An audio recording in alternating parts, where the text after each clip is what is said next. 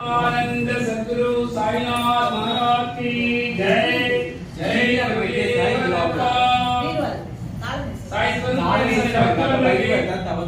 ప్రణామం।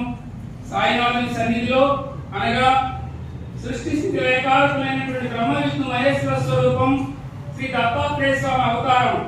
శ్రీ దత్తాత్రేయ స్వామి మన రాష్ట్రంలోని పిఠాపురంలో శ్రీపాద శ్రీవల్లభ స్వామిగా అవతరించి, అలాగే రెండవ అవతారంగా నరసింహ సరస్వతి స్వామిగా గాణగాపురంలో, అలాగే మూడవ అవతారంగా మాణిక్య ప్రభు రూపంలో అనగా కర్ణాటక రాష్ట్రంలోని మున్నాబాద్ దగ్గర మాణిక్య ప్రభు రూపంలో అవతరించారు। అలాగే ఆ దత్తస్వామి నాలుగవ అవతారంగా స్వామి సమర్థ అనగా అక్కలకోట స్వామి రూపంలో అవతరించారు।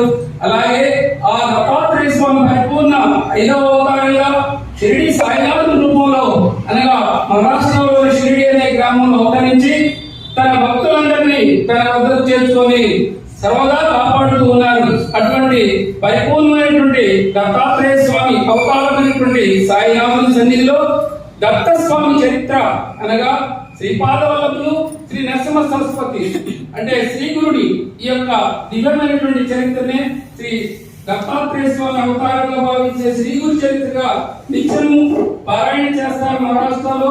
అలాగే మన రాష్ట్రంలో కూడా నిత్యము పారాయణ చేస్తే ఆ యొక్క దత్తావతారం మన రాష్ట్రంలో మరొక అవతారంగా అవతరించే ఆ యొక్క మహత్వాన్ని మనం పొందగలమని నిత్యం కనుక శ్రీ గురు చరిత్ర పారాయణ ఎవరు చేస్తారో వారికి సకల శుభాలు కలుగుతూ సమస్యలు బాధలు కష్టాలు అన్ని నివారించబడతాయి।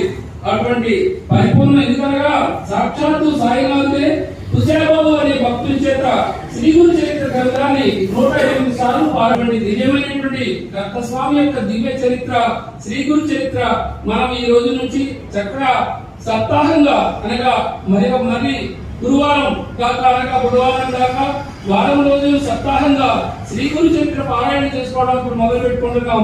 భక్తులందరూ చక్కగా హృదయపూర్వకంగా ఈ కథను సాయినాథుడే సన్నిధిలోనే ఉండి మనం చక్కగా వింటున్నాం। ఆయన అనుగ్రహంతో ఆయన సమీపానికి కూర్చున్నాం కనుక అందరూ కూడా భక్తి శ్రద్ధలతో శ్రీ గురు చరిత్ర నిత్య పారాయణ చేసుకోవడం, అలాగే ఈ సప్తాహంలో పాల్గొని అందరూ కూడా ఈ శ్రీ గురు చరిత్ర శ్రవణం చేసిన వారికి ఎటువంటి కష్టాలున్నా కూడా సమస్యలున్నా కోరికలున్నా స్వప్న దర్శనం ఇచ్చి సాక్షాత్ దత్తస్వామి అనుగ్రహిస్తారు।